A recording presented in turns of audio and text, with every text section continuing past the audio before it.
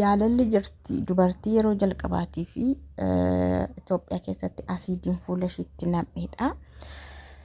Ani ishee dura garuu hin dhageenye maqaa hin dhageenye namni ishee jaallate jechuudha jaallate jaalala sana isheen hin fudhanne namni sun immoo maana diddee asiida fuula ishiitti kan naqee Kaamilaat Mucayyoo jedhamtu mucayyoo bareedduu tokko dhalattuu magaalaa Finfinneeti naannoo Atoobis Taraadha. Garuu yeroo sana jechuudha namni hundumtuu raajiidha gudgud jedhee jechuudha yeroo sana yeroo asiidiin itti nam'ee Sheek Alaamuddintu ishee gargaaree gara biyya Faransaay deemte akka isheen yaalii godhamtu yaalamtu akkamamtu isa alaa jechuudha isa biyya alaa kan ishee gargaare haga tokko isaaniidha. Isheenis erga biyya sana deemteetti amma baay'izawee haadha manaadha ijoollee lama qabdi abbaa mana ajaa'ibaa tokko qabdi.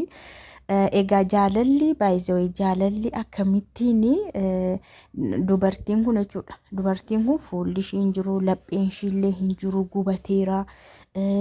Bakka asiidiin baay'ee fuula ishee balleesseera waan ta'eef asiidii beektu gaa unkaan asiidii mititi.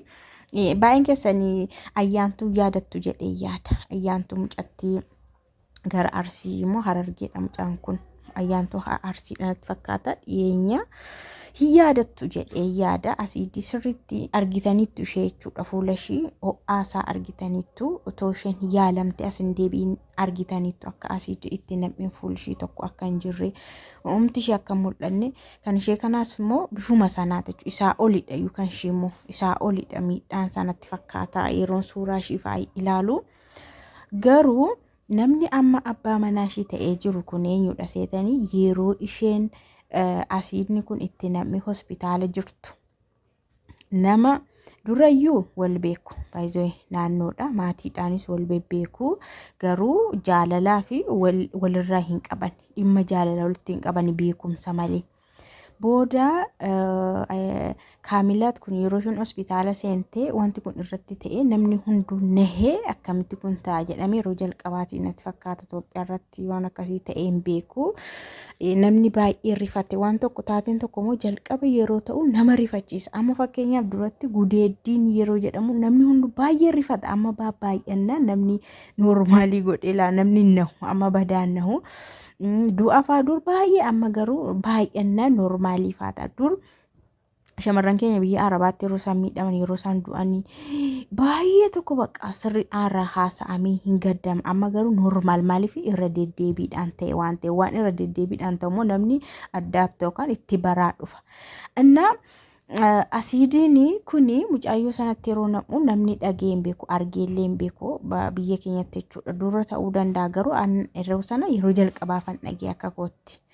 Booda obboleettiin kun hospitaala galtee biyya keessatti hamma yaalii danda'amu yeroo ishee yaalamaa jirtu namni amma ishee fuudhee abbaa manaa ishee ta'ee jiru kun immoo yeroo sana wal beeku maatiidhaanis wal beeku bakka waanuma tokko wal beeku waan ta'eef baay'ee rifate namni kun ishee irratti akkamitti kun ta'uu danda'e mucaa akkanarratti garuma kamiin iyyuu mucaa baay'ee gaariidha akkamitti kun irratti ta'uu danda'e dirqamaan jaalalli dirqamaan jira jedheet jechuudha. Yeroo yaalii ishee kana sheefaan hospitaalaa maatii ishee gargaaree hiriyoota ishee gargaaree yaalii ishee irratti hirmaachaa ture jechuudha hospitaala buluudhaanii halkan bulanii eeguu deddeebi'anii ilaalu waan hunduma kana hojii kiyya dhiiseen jedhe hiriyoota ishee maatii ishee gargaaruudhaan achiin bubbulaa'e bakka maaliif baay'ee tokko rifateeras.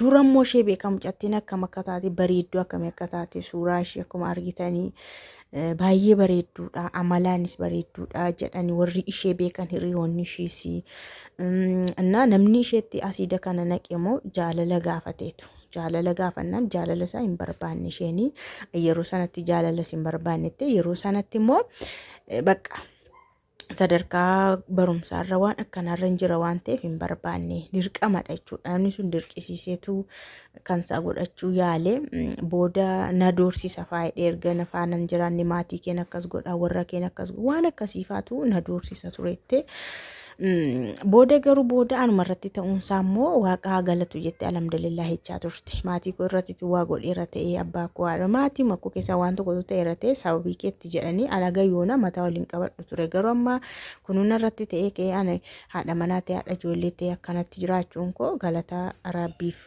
jetteetu galfatte jechuudha. Egaa namni kun itoo isheen bifa kanaan jirtu yaaliirra jirtuuti. Jaalalan dhiyeessaa fi jedhee narsii tokko gaafata. Narsoota warra ishee yaalanii gaaffii jaalalaan isheedhaa dhiyeessuufidha. Ani jaaladheen hin jira jenna. Kanaadha bara ishee yaalirra jirti. Miira amma jaalalaa waan ganaadha baqa naan jennaan nan dhiiseedhe. Umaatti nimne garuu akkuma maatiitti akkuma hiriyaatti akkuma baqa walitti dhiyeenyaatti ishee biran dhaabbadha. Hojii koo hunda dhiisee amma ishee yaalamtu hundumaa hospitaalumatti hin galee jedhe bifa sana. Gaafa taraa koodhe gaafa dabaree koo ani ishee bira buluu baqa akkanatti haasaa bullaadhe kolfaa bullaadhe isheenillee namoota warra kaan akka hin dhiphanneef hin haasoftiin kolfiti jedhe. Namoonni ishee ilaalan baay'ee gaddu maatiin namni hundumtuu gadda waan ta'eef isheen immoo akka isaan gaddineef hin kolfiti naasofte.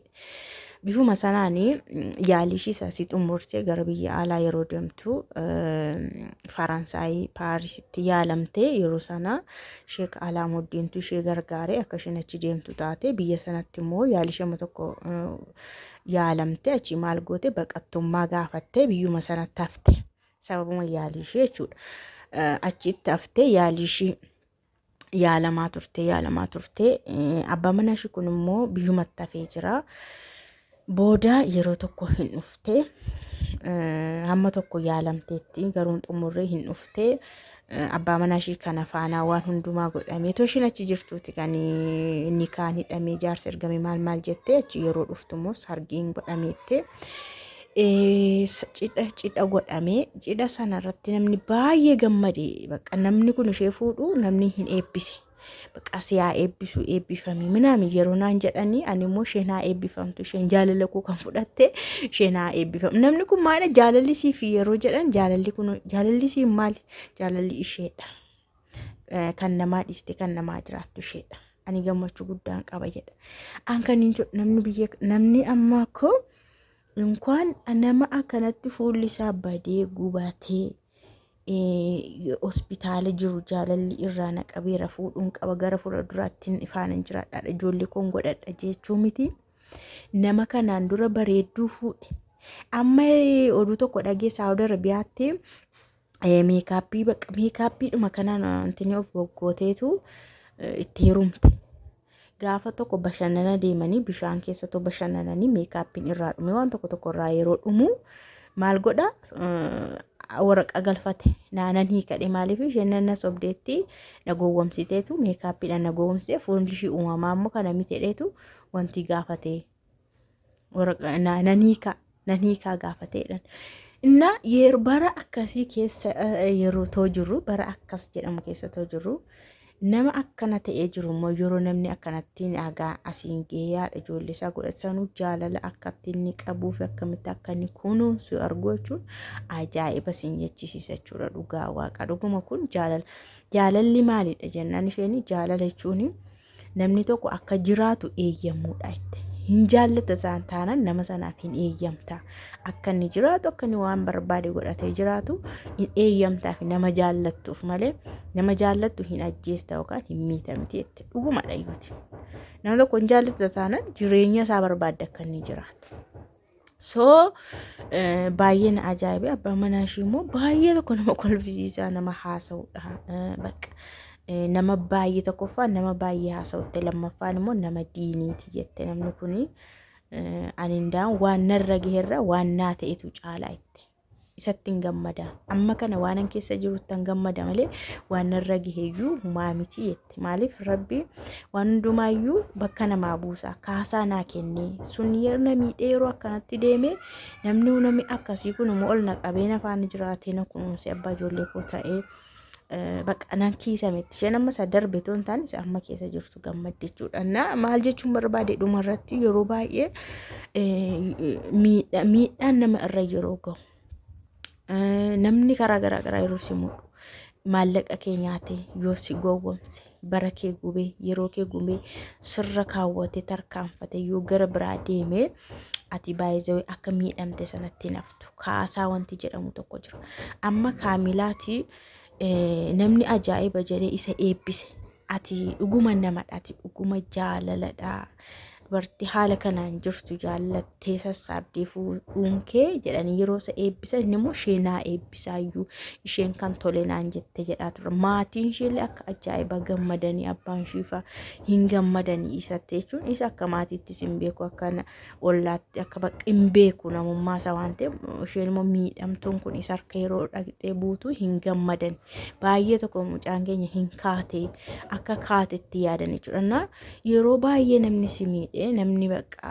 sitti darbee dhugaa keetti darbee qabeenya keetti darbee jireenya keetti darbee waan argeessi godhu akkanatti hafa sittiin ta'in sittiin fakkaatiin kaasaa wanti jedhamu jira kaasaan sii kaffalamu dhugaa waaqa namni si miidhe akkanatti naftu ati dhugaan kee iddoo ta'etti badii akkanatti naftu karaa biraa karaa wayii kiisii wayii sii kenname nama mataa ol si qabu wayii sii kennama kun dhugaa dubbachuudhaaf eessumattuu waan akkasii hinuma ta'a jechuudha.